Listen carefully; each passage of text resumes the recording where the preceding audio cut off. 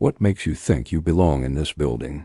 Richard Gentry hissed, his voice low but lethal. Like a lock clicking shut, his smile never broke, but his eyes said it all. Black ambition wasn't welcome here.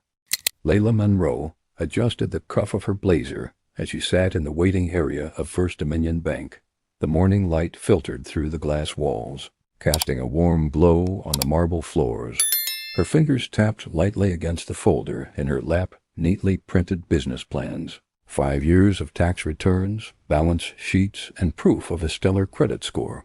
Everything the bank had requested. She inhaled, held her breath for a moment, and exhaled slowly. This was the next step, the expansion her business needed. A second location for Natural Glow Organics, her handmade skincare line that had grown from kitchen experiments into a beloved brand across the city. She had done the hard part, built it from the ground up, cleared debt, even got featured in 2 magazines. Now all she needed was capital. A receptionist called her name, and Layla stood. Every movement was precise, intentional. As she followed the woman past a corridor of closed-door offices, she reminded herself to smile, but not too much, to appear confident, but not arrogant, to speak clearly, calmly, and never with frustration. It was exhausting, but she had mastered it. A black woman in business had no room for error. Inside the office, a man in his mid-50s with thinning blonde hair and a tight-lipped smile rose from behind a large wooden desk. "Miss Monroe, welcome. I'm Richard Gentry, branch manager here. Please, have a seat." His handshake was firm but brief, his tone cordial in a way that felt rehearsed. She sat, carefully placing her folder on the desk between them. "Thank you for seeing me, Mr. Gentry. I appreciate your time." She launched into her pitch, laying out the story of her business, her year-over-year growth, her recent wholesale deals. She showed him the numbers, pointed to the projections, explained her plan for using the $75,000 loan to open a second location in a prime neighborhood, where foot traffic had doubled in the past year. Richard nodded occasionally, his eyes flicking to his screen, then to her papers, then to her. When she finished, he cleared his throat. "Well, Ms. Monroe, I've reviewed your application and documentation. Your numbers are impressive. However, I have some concerns." He glanced at her again, this time with a flat expression that caused the air in the room to shift. "Concerns?" Layla's voice remained calm. "Yes. While your credit score is within range, I'm not sure your business has the kind of stability we typically look for. Your revenue is strong, but unconventional. A lot of cash-based transactions, and your primary customer base, ISN, single quotes, T. Well, it doesn't align with our typical loan profiles." Layla blinked. "I use Square. All of my transactions are digital, and my revenue is fully documented. I've included POS records and verified merchant statements." "I'm not sure I follow." Richard leaned back in his chair. "I'm just saying that these kinds of businesses, beauty products, niche skincare, are highly volatile. Consumer trends change quickly. We have to be prudent." The careful calm in her chest began to crack. She glanced down at her folder. "Mr. Gentry, with respect, I've shown you a 5-year track record of consistent growth, a low debt-to-income ratio, and a solid profit margin. This isn't speculative. I've outlasted 3 competitors in my zip code. I even have a conditional lease on the new property." He gave a tight smile. "It's not personal. It's just policy." Layla's throat tightened. She knew this dance. The veiled language, the vague justifications, the polished rejection. He wouldn't say what he was really thinking. That she didn't look like someone worthy of investment. That her products weren't taken seriously because they catered to black women. That no matter how perfect her paperwork was, he had decided the moment she walked in that this loan wasn't happening. Her hands slipped into her bag and clicked her phone's voice recorder on. She placed it face down on her lap, screen dimmed.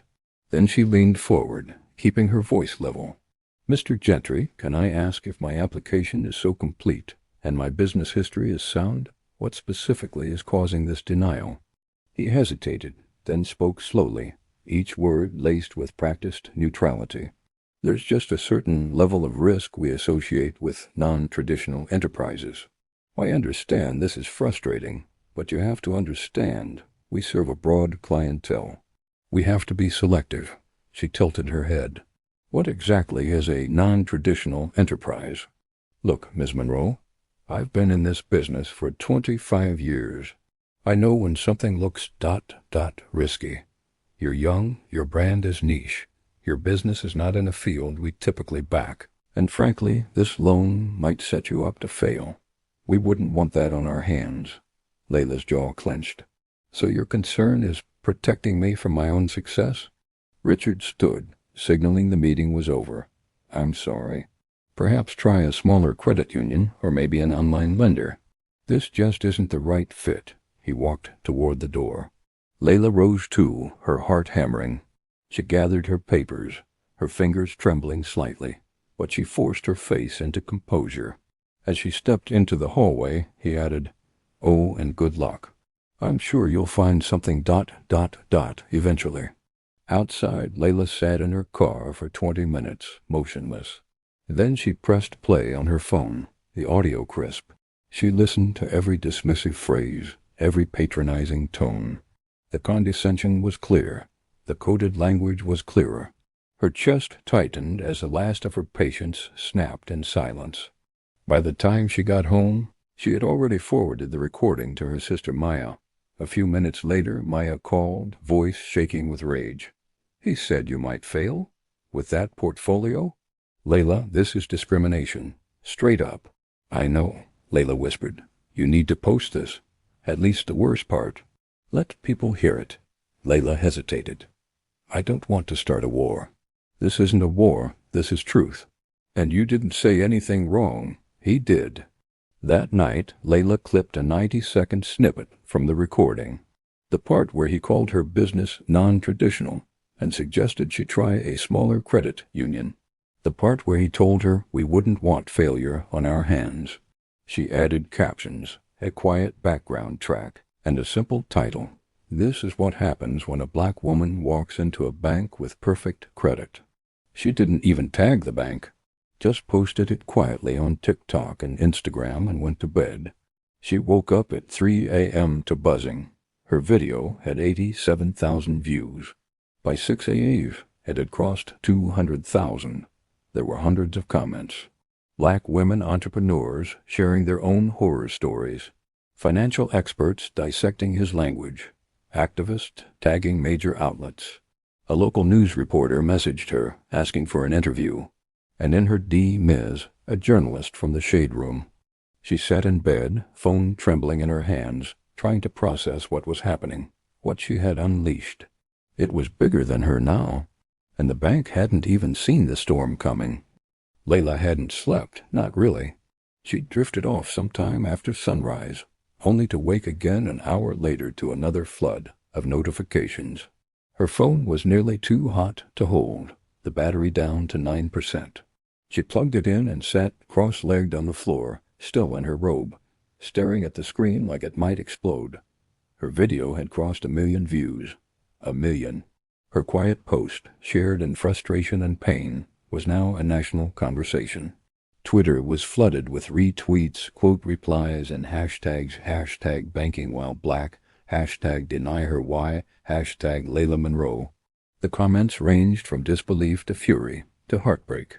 Dozens of other black entrepreneurs began sharing eerily similar stories, tagging the bank and calling out systemic discrimination. Even some public figures had reposted it. A Grammy-nominated artist simply captioned her repost, "Every damn time." Layla's heart fluttered between anxiety and adrenaline. Maya called again, sounding more like a campaign manager than a sister. "Girl, you're trending. Literally trending. You need to get ahead of this. Own your story before someone else spins it." Layla exhaled into the phone. This wasn't supposed to happen. I just wanted to show what it felt like. Maya was already a step ahead. It's real, that's why people care. But now they want to hear from you. Not just a clip. Your voice, you should speak. Layla stared at her own reflection in the mirror, her curls wrapped in a scarf, her eyes still puffy. "I'm not ready." Maya paused. "No one ever is. But this moment found you for a reason." Before she could fully process it, Layla received an email from a morning news producer requesting a virtual interview. She said yes before she could talk herself out of it. They sent her a Zoom link and asked her to log on by 10 sharp. She washed her face, put on a soft burgundy blouse, twisted her hair into a low bun, and sat at her laptop with her heart pounding. The host appeared with a smile that was both sympathetic and camera-trained. "Layla, thank you for joining us. First of all, how are you holding up?" Layla swallowed her nerves and responded with quiet honesty. "It's been overwhelming. I didn't expect this to go viral. I just wanted people to see what it feels like to do everything right and still be told you're not enough." The host leaned in. "Your recording struck a nerve. Can you walk us through what happened that day?" Layla recounted the meeting in detail, her voice steady, her hands gripping the edge of the desk out of frame. She avoided naming the manager directly. She didn't need to. Everyone had already connected the dots. By the end of the segment, Layla's Instagram had grown by 30,000 followers. Her website, which had only ever handled modest traffic, was now crashing under the pressure of thousands of new visitors. She received messages from women thanking her for her courage. Others sent their own bank rejection letters, sometimes with attached credit scores and financials just as pristine as hers. "You said what we've all wanted to say," one DM read. "You made us feel seen." And then came the backlash. Anonymous accounts flooding her comments with slurs and accusations of playing the race card. Some called her ungrateful. Others called her a liar. She tried not to read them, but the words stuck like shards of glass behind her ribs. Maya showed up at her apartment with groceries, determined to keep her grounded. "Eat, hydrate, power nap. You're carrying something huge right now." Layla looked up from her phone, her voice hoarse. "I didn't ask for this." Maya sat beside her. "No, but maybe it asked for you." That night, a prominent financial publication ran a piece titled "Bias in Banking: The Case of Layla Monroe." The article analyzed her finances, confirmed her business metrics, and concluded that by every objective standard, her loan should have been approved. The journalist cited Federal Reserve data, showing that black-owned businesses were denied loans at twice the rate of white-owned ones, even when controlling for creditworthiness. Layla felt her stomach twist. This wasn't just about her anymore. The next morning, First Dominion Bank issued a press release. It was brief, bland, and full of corporate deflection. "We are committed to diversity, equity, and inclusion. We are conducting a thorough internal review of the matter in question. No apology, no responsibility. Just vague words that meant nothing." The backlash only grew. Customers began closing their accounts, posting screenshots of their canceled cards with hashtags like #BoycottFirstDominion. Protesters appeared outside the downtown branch, holding signs that read "Fund Black Futures" and "Equal Credit is a Right." A mural artist painted Layla's likeness on the side of a local cafe, surrounded by the words she spoke. We listened. Layla stared at the photo of the mural on her phone with disbelief. "This isn't real," she whispered to herself.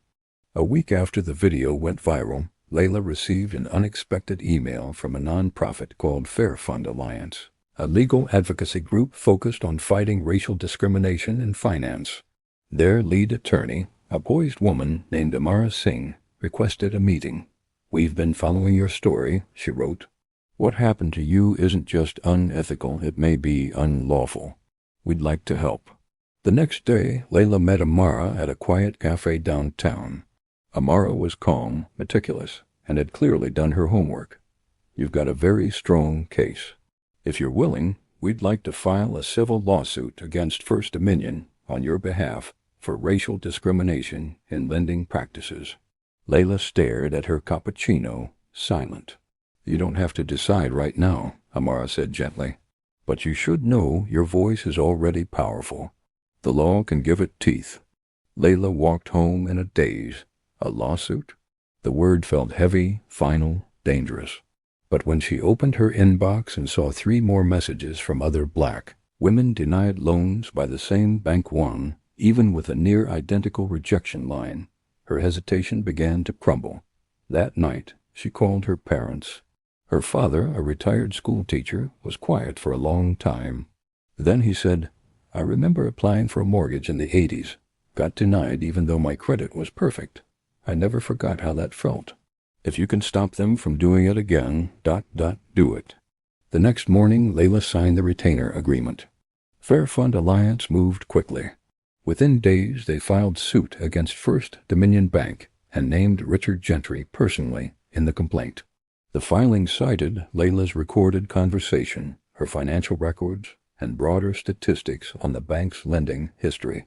It accused the institution of discriminatory lending practices and violating federal fair lending laws. The moment the lawsuit was announced, media attention skyrocketed. CNN, The Washington Post, morning podcasts, business blogs.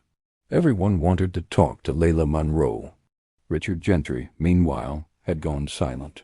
The bank refused to comment, but pressure mounted. Lawmakers began tweeting about Layla's case. A prominent senator called for a federal probe into lending discrimination, and a New York Times op-ed declared, "The system isn't broken, it was built this way." Layla read that headline 3 times before letting the weight of it settle in her chest. She wasn't alone. She never had been. But now the world knew it, too. Layla sat motionless at her kitchen table, the morning light crawling across the tiles like a slow, unraveling truth. Her inbox had become a battlefield of offers, threats, media inquiries, strangers pouring out their stories like confessions. Every time she closed her eyes, she saw Richard Gentry's smug expression and heard the polite venom in his voice as he said her success might become a liability. She thought the worst part was behind her, that posting the video and filing the lawsuit would bring closure. But instead, the story kept growing, taking on a life she could no longer control. A prominent podcast called The Equity Ledger reached out for a live interview. Layla hesitated before accepting. She hadn't planned to become a symbol, a lightning rod. She had a business to run, orders to fulfill, employees to reassure. But every message from another entrepreneur telling her, "Your story is mine too," pulled her further into the responsibility of it all. On the podcast, she spoke not just about Richard Gentry or the bank, but about the deeper ache, what it meant to be constantly second-guessed, to feel like you had to be perfect just to be considered. The host asked, "Do you think this would have happened if you were a white man?" Layla didn't blink. "No, I don't." There was a pause. Then the host said, "That clarity? That's why this moment matters." The clip of her answer was reposted hundreds of thousands of times. Celebrities, activists, even politicians retweeted it. She was invited to panels and financial justice forums. The National Association of Black Entrepreneurs offered her a speaking slot at their annual conference. Still, the fame sat uncomfortably on her shoulders. She wasn't chasing attention. She just wanted her business to grow, to be treated fairly, to be seen. That same week, First Dominion Bank tried to manage the spiraling crisis with a second press release. This one was longer, filled with corporate speak about internal diversity reviews, training initiatives, and updated approval protocols. But nowhere in the statement was Layla's name. Nowhere was the word sorry. It landed like a wet sponge, accomplishing nothing. In fact, it triggered a new wave of outrage. Protesters began gathering at several of the bank's branches with signs that read, "Where's the apology?" and "Fix your bias, not your press release." Then came the data dump. An anonymous source claiming to be a former employee of First Dominion sent Layla's legal team a trove of internal documents, emails, memos, spreadsheets. It painted a damning picture. Applicants were being flagged internally with hidden tags like priority, review, or risky. And based on the analysis of over 3 years of data, black applicants were overwhelmingly tagged risky, even when they had better financials than their white counterparts. One email thread from Richard Gentry read, "Not sure about this one minority-owned and niche beauty product line. Could be volatile. Recommend denying or delaying until further review. The applicant? Layla Monroe. The revelation hit national news within hours. CNN ran the headline. Whistleblower confirms racial bias at First Dominion. Layla's phone wouldn't stop ringing. Her attorney, Amara, handled most of the interviews, but reporters still wanted direct quotes from Layla. She gave a short, powerful statement. The truth is in the data. The story isn't just about me. It's about a system that quietly denies opportunities while pretending to be fair. That silence ends now. Soon after, the bank's board was forced to respond publicly. Under pressure from investors and regulators, they placed Richard Gentry on administrative leave, pending an investigation. It wasn't an admission of guilt, but it was the first visible crack in their armor. Layla watched the news footage of Gentry leaving the building through the back entrance, head down, flanked by security. She felt no satisfaction, just exhaustion. Her parents came over that evening. Her mother brought stew. Her father, usually reserved, simply hugged her for a long time without saying a word. When they sat down to eat, her father finally spoke. "You're doing something I never thought I'd see in my lifetime. You're making them listen." Layla nodded, but the weight of it was beginning to take its toll. She hadn't slept properly in days. Her skin broke out for the first time in years. Orders for her skincare products had tripled, but she was too distracted to keep up. Her assistant, Jamila, tried to manage things, but even she was overwhelmed. One night, Layla opened her website and found a 1-star review that read, "This woman's playing the race card. I'll never support her again." It was followed by a string of similar comments. Coordinated attacks. Review bombing. Her Google listing dropped from 4.9 to 3.7 in one day. Layla stared at the screen, fists clenched, tears burning behind her eyes. She called Maya, her voice trembling.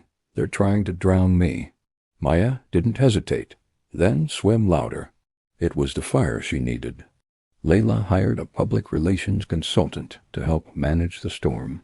She brought on 2 temporary workers to handle fulfillment, and she started planning a community event and open market for Black-owned businesses, hosted in the same neighborhood where she was denied the loan. "If they won't invest in us," she said to the local paper, "we'll invest in each other." The community showed up in force. Over 50 local vendors participated. A DJ played upbeat soul and jazz. Kids ran through bubbles and chalk art. Layla stood behind her booth selling body butters and face serums, smiling for the first time in what felt like months. When a woman approached her and said, "Because of you, I reopened my bakery," Layla almost cried. 2 days later, a surprise arrived in her inbox. A personal email from the CEO of a major national bank. It read, "We've been following your journey. I believe in your business, and more importantly, your mission. If you're still looking for capital to expand, we'd like to help." Layla forwarded it to Amara with a single line. "Is this real?" Amara called, laughing. "Oh, it's real. They're trying to get ahead of the curve now. Nobody wants to be the next First Dominion." Layla agreed to a meeting. It was different this time. The executive team treated her with respect. They listened. They reviewed her numbers, asked smart questions, and responded with genuine interest, not suspicion. 2 weeks later, she was approved for a $100,000 business loan with favorable terms. No hidden conditions, no condescending warnings, just support. When the news broke, Layla made a simple statement online. "One bank tried to silence me. Another chose to believe in me. This is what change looks like." But the lawsuit was far from over. Amara prepared Layla for the deposition. It would be grueling. The bank's attorneys would try to poke holes in her story, question her motives, her credentials, even her emotions. "They'll try to make you seem irrational, defensive, angry. Don't let them," Amara warned. Layla sat in a conference room flanked by her legal team. The opposing counsel was slick, smiling too much, calling her Ms. Monroe, with just enough politeness to be unsettling. He asked about her business, her education, her marketing strategies.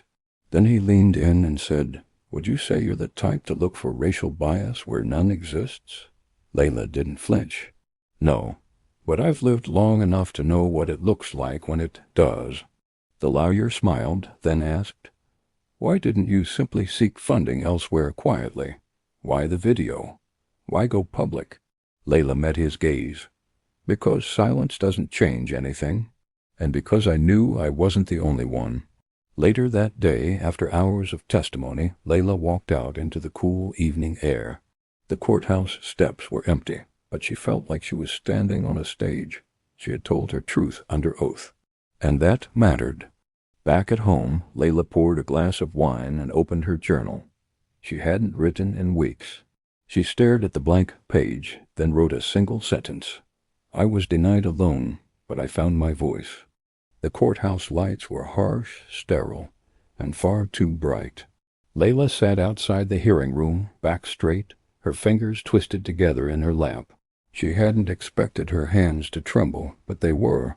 Somewhere in the hallway, she could hear the hum of fluorescent lights, the occasional ring of a distant phone, footsteps echoing down linoleum floors. Her lawyer, Amara, leaned over and whispered, You did well.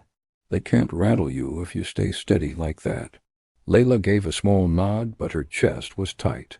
The deposition had been long hours of questions designed not just to uncover facts, but to chip away at her credibility. Questions about her tone in the meeting, about whether she felt threatened or simply disappointed, about whether her video was an emotional reaction rather than a rational one. One attorney had even asked, Don't you think it's possible you misunderstood Mr. Gentry's intent? Layla had stared at him and said, Intent doesn't erase impact. It wasn't just a legal battle she was navigating now, it was public perception, media framing, and her own business, which continued to grow faster than she could keep up with. Jamila had hired 2 interns to help with shipping, and orders still came in like waves, crashing against the limits of their small warehouse space. Emails poured in daily. Some were messages of solidarity. Others were quiet cries for help. They did this to me too, but I didn't have proof. A few were less kind. She received another anonymous message that night. The subject line was a single word, liar. The body of the email was worse racist slurs, personal threats, and a sentence that made her skin crawl. You should have kept your mouth shut. She didn't reply. She forwarded it to Amara and the authorities. But it stayed with her, like smoke in her lungs. The bank, meanwhile, was trying to control the damage. Publicly, they maintained a professional front. Internally, as the whistleblower had revealed, things were in chaos. Several employees from other branches had come forward confidentially to Fairfund Alliance, confirming that discriminatory practices weren't isolated to Richard Gentry, they were systemic. One Black Branch manager from another city told them she had been reprimanded for approving too many high-risk loans when every borrower she helped had met or exceeded the company's stated requirements. Another internal document, leaked by a second whistleblower, listed risk indicators that included vague terms like limited generational stability, cash-heavy enterprise, and underserved zip codes, all of which disproportionately applied to black and brown applicants. The racism was buried in the language, sanitized and coded, but no less violent for it. Amara added it all to their growing case file. We're no longer just suing for individual discrimination. This is class action territory now. Layla couldn't quite breathe when she heard that. You mean, for everyone? Amara nodded. If the judge agrees to certify it, yes. This could become the biggest banking discrimination case in over a decade. Layla didn't know how to feel. She wanted justice, but the scale of it was dizzying. The media, hungry for a new development, latched on to the class action possibility. News vans began parking outside the bank's headquarters. Financial reporters dug up old complaints. A former compliance officer who had resigned 2 years earlier gave a statement to the press confirming she had warned senior leadership about potential bias in loan approvals and had been ignored. Under mounting pressure, the bank's board held an emergency meeting and announced the creation of a third-party bias review task force. It sounded noble on paper, but Layla saw it for what it was, a PR stunt designed to buy time. She gave an interview to NPR's Marketplace, where she didn't hold back. "They're treating this like a branding issue," she said, voice calm and clear. "But this is about people's lives. People who couldn't buy homes, start businesses, or build wealth, not because they lacked the ability, but because someone behind a desk didn't see their worth." The clip went viral again. She was no longer just the woman who posted a recording. She had become the face of a movement. Her story appeared on the cover of Fortune. The headline read, "The loan she never got and the system she changed." But fame came with friction. At a local speaking event, Layla was met by a small group of protesters, white men holding signs that said bankers aren't racist and stop the division. One of them followed her to her car, yelling something she couldn't quite hear. Security intervened before it escalated, but her breath didn't slow until she was back inside her apartment. Lights off, blinds closed. Maya called that night, her voice tight. "Maybe you should hire security, Lay. This isn't just digital anymore." "I'm fine," Layla said, but she wasn't. She hadn't felt safe in weeks. That weekend she took a rare moment to herself. She turned off her phone, lit a candle, and ran a bath, using her own lavender soak. She lowered herself into the water and let silence do what sleep couldn't. She stayed there until the water turned cold. The next morning she opened her email to find a message from the Office of the Comptroller of the Currency. They were initiating a formal investigation into First Dominion Bank. The complaint, it said, stemmed from allegations of discriminatory lending practices with potential systemic implications. It was signed by a regional director. Attached was a formal letter asking Layla to participate in a review interview. She forwarded it to Amara. 10 minutes later, Amara replied with 2 words, "It's happening." What followed was a whirlwind. Regulatory agents began requesting documents from the bank. Internal audits were leaked. A memo showed that bank executives had quietly approved diversity image campaigns, while simultaneously denying approval for internal bias training budgets. Staff morale plummeted. 2 senior vice presidents resigned within a week. Layla kept building. She used part of her new funding to hire 3 full-time staffers and opened her second storefront in a vibrant neighborhood that welcomed her with open arms.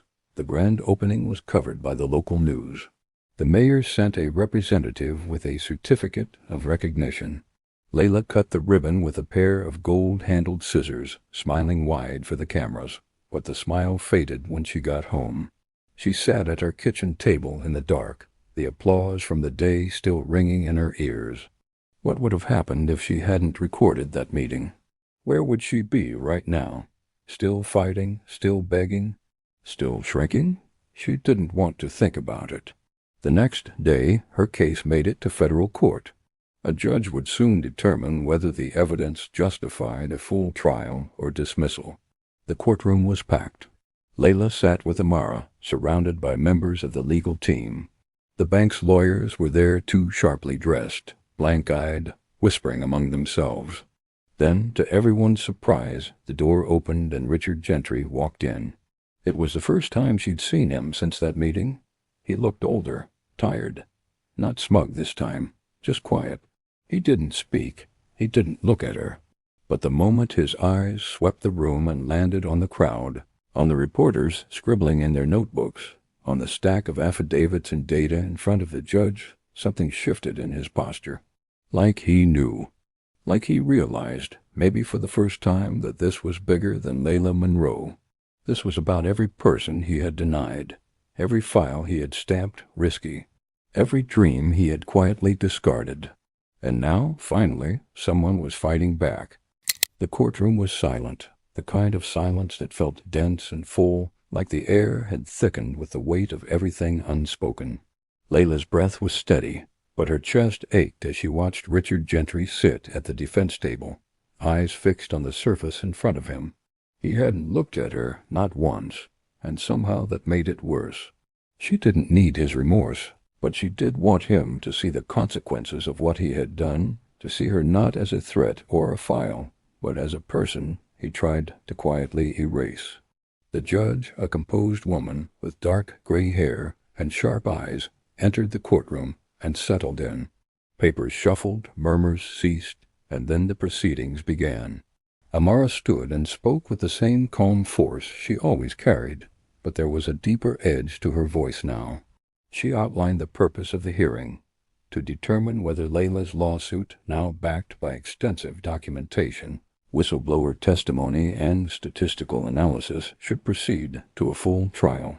She presented the leaked internal emails, the discriminatory risk assessment language, the testimonies of other denied applicants, and the patterns that could no longer be dismissed as coincidence. When she cited Layla's denial, despite her flawless financials, the judge raised her eyebrows slightly. Amara continued, "We are not here to debate if racism exists. We are here to show how it hides in policy, thrives in silence, and devastates lives when left unchecked. Ms. Monroe's experience is not an outlier. It's a window into a larger intentional design." The bank's lawyer responded with technicalities, policy interpretations, the importance of institutional discretion. They painted Richard Gentry as someone operating within the bounds of procedure, and downplayed the emails as internal brainstorming documents not reflective of official standards. Layla watched the argument with growing nausea. Even now they were trying to make it seem like she had imagined it. When the judge asked if they disputed the accuracy of the recordings Layla had posted, the lawyer hesitated. "We acknowledge the recording exists," he said, "but we question whether it reflects the full context of the conversation." Layla's hands clenched under the table. She knew that line. That's how it always went: cast doubt, question tone, deflect. Later, during a break, Amara leaned over. "This judge is sharp. I think we're going to get the trial." Layla nodded but didn't speak. Her throat was tight. She excused herself to the hallway for a few minutes of air, stepping past reporters who were already texting updates and adjusting microphones. Outside, the courthouse steps were half covered with people's supporters holding signs that read, "We believe Layla," and "No justice, no credit." Someone had painted a mural of her on a banner, her face next to the words, "Dignity isn't risky." Layla felt tears rise but blinked them away. She had cried enough in private. She had learned how to walk through fire without showing the burn marks. The judge returned later that afternoon with her decision. The case would proceed to trial. There was a ripple through the courtroom. The reporters darted out of the room within seconds, already calling their editors. Amara squeezed Layla's hand under the table. Layla didn't smile, not yet, but something inside her exhaled. For once the system had not turned away. That night, as news of the trial flooded the media cycle, Layla's name trended. This time, something was different. The conversation was no longer just about her. Black and brown business owners all over the country began sharing their stories in a new wave, using the hashtag dignity, ICT, risky. A tech founder from Atlanta posted about being denied a startup loan 3 times before resorting to crowdfunding. A restaurant owner in Detroit shared a story nearly identical to Layla's, complete with a smiling bank manager who claimed the numbers didn't feel strong enough. It was a flood. The stories were undeniable. Layla began working with Fair Fund Alliance to compile them, documenting each one. They created an open database for public use businesses. Credit scores, revenue numbers, and bank outcomes anonymized and visualized. The resulting charts showed a pattern too clean to ignore. Major media outlets covered the data. Advocacy groups demanded answers. A congresswoman from Illinois requested a congressional hearing on discriminatory lending. The ripple had become a wave. Layla, in the midst of it all, still ran her business. Her new location flourished with a loyal customer base that saw her not just as a brand, but as a beacon. People traveled from out of town just to meet her, to shake her hand, to say thank you. She hosted workshops for aspiring entrepreneurs, teaching them how to build resilient brands even when the odds were stacked. And yet she still had moments where fear crept in. The threats never stopped completely. Once a brick was thrown through the window of her first shop with a note attached. "Sit down." She installed security cameras, replaced the glass, and kept going. When Richard Gentry finally broke his silence, it was in the form of a written statement. Released through his attorney, it said he regretted the outcome of the interaction and never intended to make Ms. Monroe feel less than respected. It stopped short of admitting wrongdoing and instead pivoted to a declaration of his retirement, citing mental and emotional strain. Layla read it in silence. Maya, sitting across the room, scoffed. So he gets to walk away quietly now? Layla stared at the statement. He gets to disappear.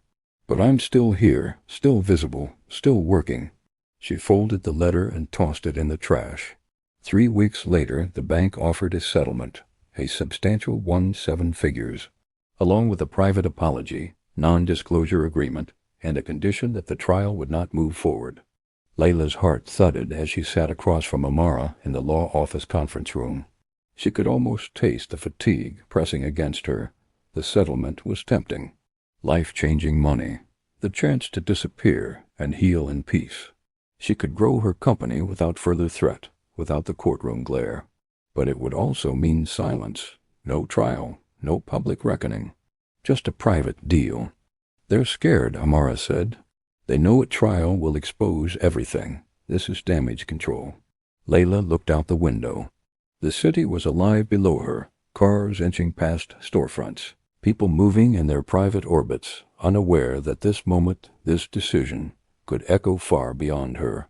If I take this, she said quietly, what message does that send to the people who can't fight this hard, who don't have a platform, who don't have a lawyer like you? Amara didn't answer. She didn't need to. The next morning, Layla held a press conference outside the courthouse. She rejected the settlement. She would go to trial. Her voice didn't shake when she spoke. Justice should not be something that gets bargained behind closed doors. It should be seen, heard, and recorded in history. The crowd cheered. And as the cameras flashed and her name shot across headlines once more, Layla stood taller than ever, not just as a woman denied alone, but as a woman who refused to be erased. Layla stood at the edge of the courtroom, heels planted firmly on the cold marble, heart steady despite the storm. The trial was set to begin in under 10 minutes. Cameras lined the courthouse steps outside, and the national spotlight was no longer just fixed on her. It now pulsed across the country like a beating drum. News tickers flashed her name. Commentators debated the implications. Panel discussions dissected every development. But inside these walls, the chaos quieted. And here it came down to facts, testimony, and truth. She glanced over at Amara, who was meticulously organizing papers and highlighting key arguments in silence. Amara had hardly slept in days, her energy fueled entirely by principle and black coffee. They had built this case brick by brick, evidence by evidence, story by story. What had started as Layla's recording was now a mountain of damning proof emails, testimonies, data visualizations, whistleblower accounts, financial disparity audits, and still they knew how fragile justice could be, especially when it stood toe-to-toe with money. The courtroom filled slowly. The jury 8 women and 4 men filed in, diverse in age and background. Layla studied their expressions, some curious, some guarded, some unreadable. The judge entered. Gavel down, silence, opening statements began. Amara stepped forward first. Her voice was calm, but sharp enough to cut through glass. This is not just a case about denial. It is about design. Miss Monroe came to First Dominion Bank prepared on paper, on principle, and on merit. She had everything she was supposed to. But what she didn't have, what she was never given, was the benefit of the doubt. And that's the difference between equity and exclusion, between opportunity and obstruction. This case is not only about what was said aloud. It's about what was never meant to be seen. Then it was the bank's turn. Their lead attorney was deliberate and polished, his words practiced from decades of defending institutions. He painted Layla as ambitious but mistaken, misunderstood but not mistreated. He called Gentry's actions unfortunate misjudgments. and described the leaked emails as informal internal brainstorming, taken out of context. Layla didn't flinch, but her fingers curled into her palm beneath the table. They still couldn't say the word. Racism. They kept circling it, dodging it like a shadow they refused to name. The first few days were dedicated to evidence. Amara presented the risk assessment tags, statistical anomalies and approval rates, and side-by-side comparisons of Layla's loan file with those of white applicants who had been approved with worse financials. The data spoke. The jury listened. But it was the whistleblower who broke something open. A former loan officer named Devin Hart took the stand. He was in his early 40s, sharp-suited, but his voice cracked slightly when he introduced himself. He had worked at First Dominion for 7 years, and now, under oath, he confessed that he had watched bias operate every single day. "We weren't told to discriminate outright," he explained, eyes scanning the jury. "But we were told what neighborhoods were higher risk, what customer profiles were less likely to succeed. They didn't say black, but they didn't need to. We all knew what they meant." Amara leaned in. "Did you ever question it?" He nodded, slowly. "Once. I approved a loan for a Nigerian restaurant owner with strong revenue and excellent credit. My supervisor pulled me aside the next day and said, 'Be careful. These kinds of businesses often fold fast. You don't want your numbers reflecting poor judgment.' I was warned, quietly but clearly, not to approve too many like him." "And what do you think they meant by 'like him'?" Devin's voice was soft but clear.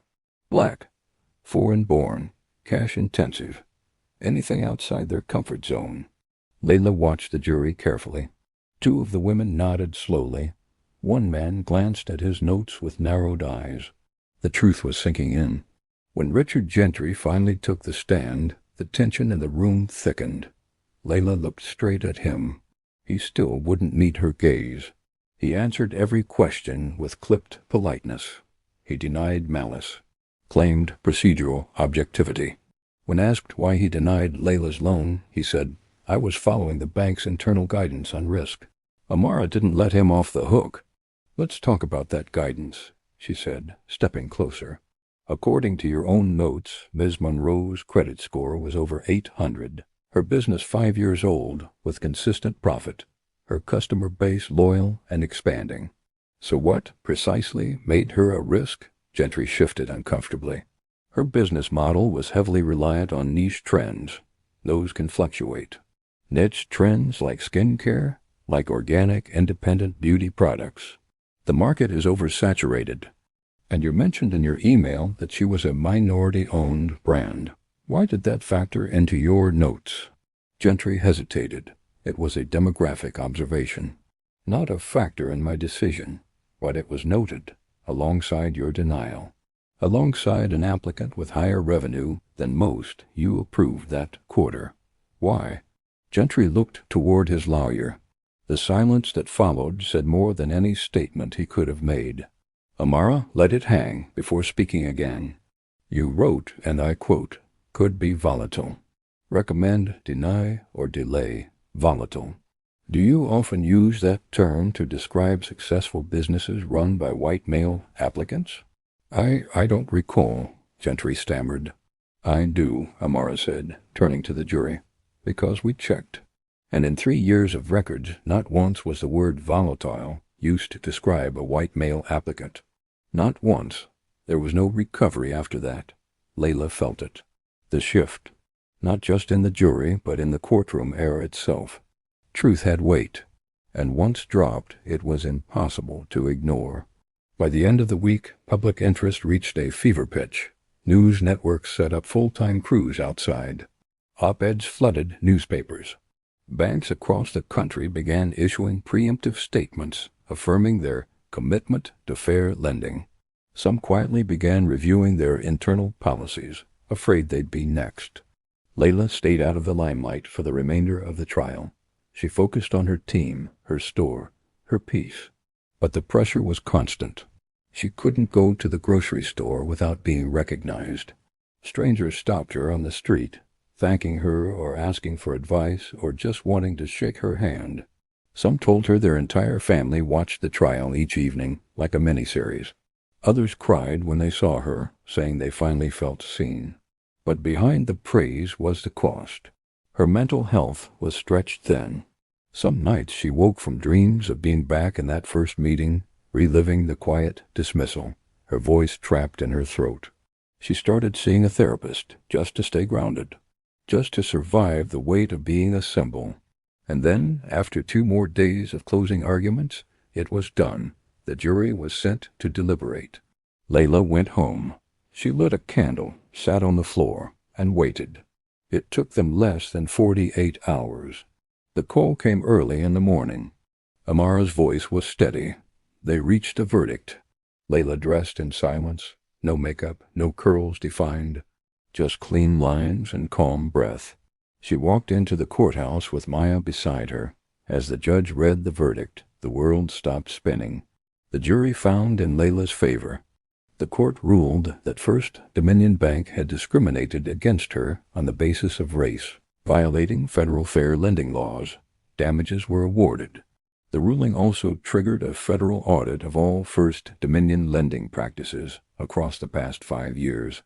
Layla's name would be in law textbooks. And yet, as she stood outside the courthouse once more, cameras flashing, reporters shouting, the only thing she could think was, this started with a single word. No, and look how far it had come. The morning after the verdict, the city felt quieter, like the storm had passed, but left behind a sharpened clarity in the air. Layla stood in front of her bathroom mirror, toothbrush still in hand, just staring at herself. There was no celebration, no screaming joy, only a deep, humming stillness. The kind that comes when something seismic settles into the ground. She'd won. The jury had believed her. The law had seen her. But the victory wasn't a finish line. It was a doorway. And now she had to decide what kind of world she would walk into next. Her inbox had collapsed overnight. Over 1,000 unread emails, news outlets requesting interviews, nonprofits asking her to speak at their summits, banks wanting to collaborate, influencers posting her quotes, authors offering to ghostwrite her book. She closed the laptop without answering a single one. For once, she needed a pause, a moment for herself. No press. No statement, just quiet. She spent the afternoon in her second store location, walking the floor, restocking shelves, talking to customers without mentioning the trial.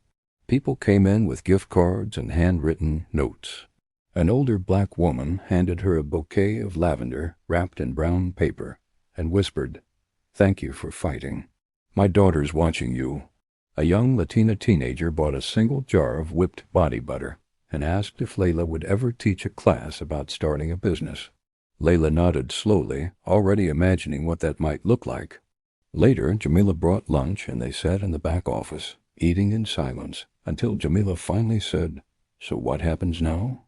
Layla smiled faintly. "Now, I breathe. And then I build." It didn't take long for the impact of the verdict to ripple through the country. Within days, First Dominion's stock plummeted. Investors fled.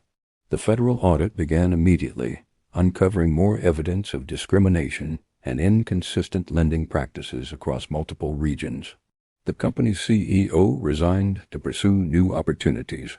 A congressional hearing was scheduled to address systemic racism in financial institutions, with Layla invited to testify. Other banks began self-auditing, scrambling to update risk models, revise training procedures, and issue public apologies for past decisions.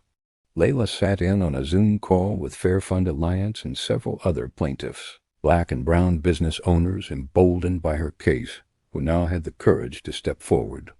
A florist from Miami, a chef from Oakland, a teacher-turned-entrepreneur from Chicago. They shared stories, laughed nervously, and thanked Layla again and again. One woman, eyes shining, said, "Your win gave me the courage to say I deserve to be here. Not just as a business, as a human being." Layla muted her mic and cried. She launched the Monroe Fund a week later, a nonprofit designed to support entrepreneurs of color denied funding due to bias. The fund would provide grants, mentorship, financial literacy resources, and a legal defense network for those navigating unjust systems. She funded it initially with part of the damages awarded from the lawsuit. Within 24 hours of announcement, donations poured in.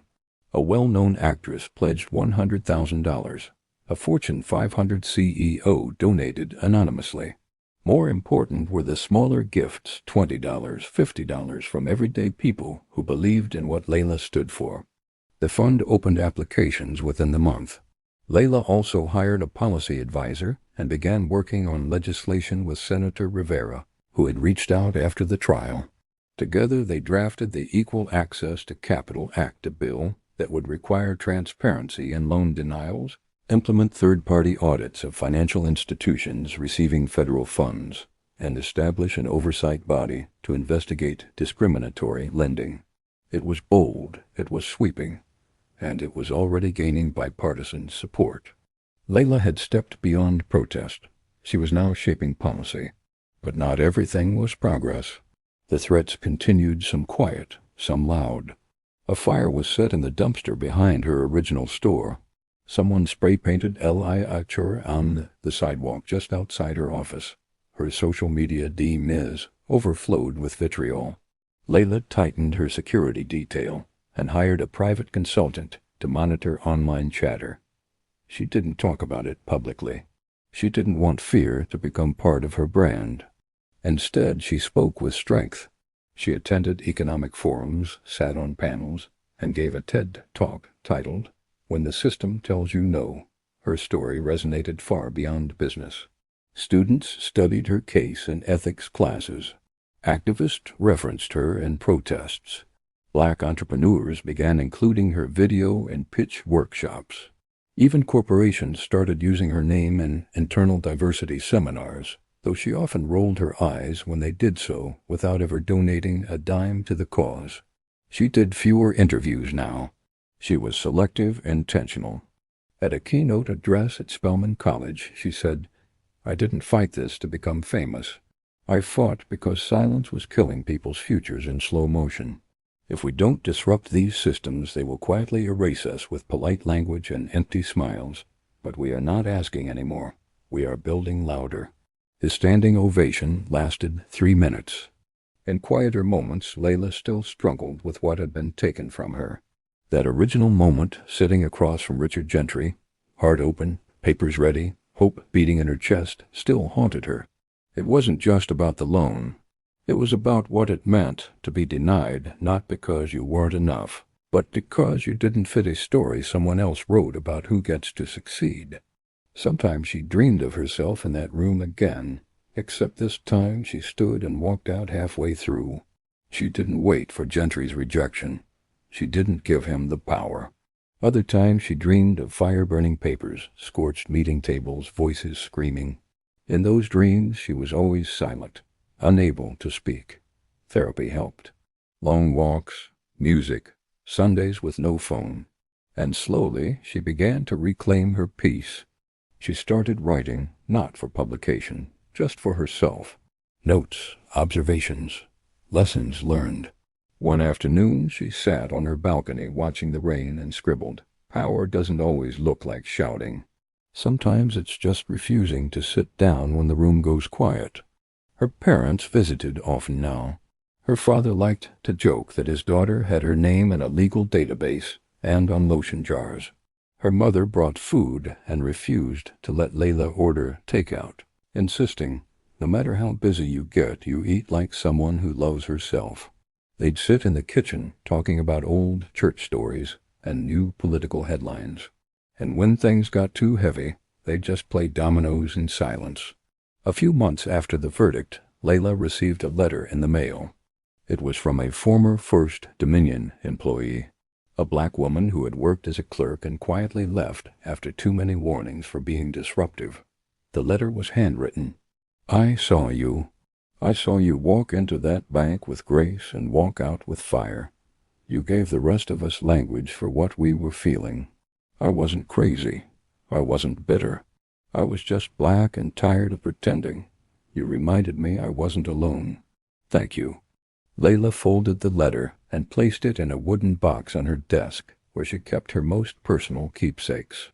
A ribbon from her first product label, a photo from the store's opening day, a copy of the jury verdict, and now this letter. Sometimes when the noise grew too loud, she'd open the box and remind herself why she started. A year later, at the anniversary of the trial verdict, the Monroe Fund had supported over 400 small businesses. The Equal Access to Capital Act had passed in the House and was awaiting a Senate vote. And Layla Monroe was named one of Time's 100 most influential people. She accepted the honor with a short post on Instagram. "I didn't want to become a symbol. I just wanted a fair chance. But if my voice opens the door for others, I will keep speaking, until none of us have to prove we're worthy just to be treated fairly." And then, with the comments still pouring in, Layla turned off her phone, brewed a cup of tea, and sat by the window as the city moved outside her apartment, unknowing and alive. She smiled. There was still so much left to build. The night before she was set to testify before Congress, Layla stood at her hotel window, overlooking the Capitol. It was just after midnight, and the city hummed softly below, bathed in amber light. Her reflection in the glass was clear shoulders squared, hair braided neatly down her back, eyes focused. She was still herself, still Layla Monroe, born to working-class parents in a 2-bedroom apartment in Eastview Heights. The girl who used to help her mother mix oils in their tiny kitchen, who stayed up late balancing shipping costs against supply chain orders, who once cried in her car after a bank manager told her she wasn't ready. And now, tomorrow, she would walk into the halls of power and tell the country what that moment really meant. The congressional hearing room was colder than she expected. The air-conditioned chill bit through her blazer, but her hands remained steady. The panel included representatives from both parties, seated behind long desks, flipping through packets of prepared testimony. Cameras buzzed. Reporters whispered. On the wall hung the American flag, and beneath it the phrase, "In God We Trust," carved into wood. Layla's nameplate sat before her, crisp black letters against white. Miss Layla Monroe, founder, Natural Glow Organics. Executive Director, Monroe Fund. She adjusted the mic when they called her to speak. "My name is Layla Monroe," she began, voice level, measured. "I am a small business owner, a daughter, and someone who was told, despite everything I had built, that I was too much of a risk. That denial wasn't just a decision. It was a message. That no matter how hard I worked, someone else's perception of my worth would always outweigh my reality." She spoke of her case, of the lawsuit, of the data that revealed a pattern. She spoke about silence, about coded language, about how racism doesn't always wear a hood. It often wears a tie and smiles while saying no. She explained how systems deny people in slow, quiet ways, and she urged the lawmakers to act. Equal access to capital is not a privilege, it is a right. If we claim to be a country of opportunity, then that opportunity must be measurable, transparent, and protected by law. When she finished, there was a long silence. Then applause. Not from the panel, but from the rows behind them. From the small business owners, community organizers, policy advocates, and students who had packed the room. They stood and clapped, not because she was famous, but because they recognized her voice as one that had finally pierced through the noise. By the time the hearing concluded, Layla's speech had gone viral again. But this time it was different. She wasn't just a woman who had been denied. She wasn't just the one who fought back. She was now the woman helping reimagine what justice could look like in financial systems that had never been designed for people like her. In the months that followed, the Equal Access to Capital Act passed through the Senate by a narrow but historic margin. It was signed into law under the weight of thousands of pages of testimonies, research, and advocacy. For the first time, banks would be federally required to disclose racial data on loan approvals and denials. A new independent office would audit lending institutions, and businesses denied loans without clear reason could request official reviews. Layla received a framed copy of the bill's front page in the mail from Senator Rivera with a handwritten note at the bottom. You changed the rules. Now they'll never forget your name. And still, Layla didn't stop. She expanded the Monroe Fund, partnering with local banks and community organizations. She helped create accelerator programs for women-owned businesses and first-generation entrepreneurs. Her stores became community hub spaces for pop-ups, voter registration drives, financial literacy classes. She also quietly returned to school. She enrolled in an online executive policy program, not to prove anything to anyone, but to equip herself for what came next, because the fight was far from over. At the 2-year anniversary of her original video, she stood on the same sidewalk outside First Dominion's now shuttered flagship branch. The building had been sold, its sign removed, the windows papered over. Layla stood there in silence as camera crews gathered again, reporters asking for comments. But this time she had invited someone else to speak. Her former assistant, Jamila, now a full-time operations manager with her own growing candle brand, stepped forward. I watched this story unfold from the inside, Jamila said. And what I learned from Layla isn't just how to fight. It's how to build something strong enough to outlive the fire. Layla stepped aside, letting the next voice lead. That night she sat alone in her apartment, feet propped up on the balcony, a warm tea cradled between her palms. She looked up at the stars, distant, scattered, constant. Her phone buzzed with another interview request. She let it ring. Not everything needed a response. Maya called, her voice familiar and warm. "You good?" "I'm tired," Layla said, smiling, but the kind of tired that feels earned. They talked about nothing for a while. TV shows. Recipes. The way their mother kept acting like Layla's fame meant she was now required to attend every family gathering. Maya joked about writing a sitcom based on Layla's life. "You'll be the serious one with good hair. I'll be the comic relief." Layla laughed, full and real. "Deal." Before they hung up, Maya asked, "You ever think about what would have happened if you never hit record that day?" Layla was quiet. Then, "Sometimes. But I don't stay there long. There was too much ahead." Later that week, she visited a small bookstore in a quiet part of town. It wasn't a planned appearance. She just needed a new journal. As she browsed the shelves, a young girl approached her with wide eyes. "Are you the woman from the video?" Layla turned, nodding slowly. "I am." The girl beamed. "I wrote about you in my school essay. My teacher said you're a contemporary catalyst. I don't really know what that means, but it sounded cool." Layla knelt slightly, meeting the girl's eyes. "It means sometimes one voice can change a lot of things, even if it wasn't trying to, even if it was just speaking up for itself." The girl nodded. "I want to start a business too, like a real one. My grandma makes soap. I help her." "You should," Layla said, reaching into her bag and pulling out a card. "And when you do, tell her to reach out.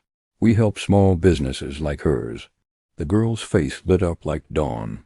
Outside the store, Layla walked slowly, letting the wind move through her braids. Somewhere far off, a protest chant echoed faintly through city streets. Somewhere else, a classroom discussed her case. A boardroom reviewed a new equity policy. A grant was approved. A woman pressed record before her meeting. Change was never clean. It was jagged and hard-fought, paved with exhaustion and noise and moments that nearly broke her. But it had happened because she didn't delete the video, because she didn't accept the silence, because she stayed, and because she believed deep in her chest that dignity was not a favor to be granted by men in suits. It was hers. It always had been,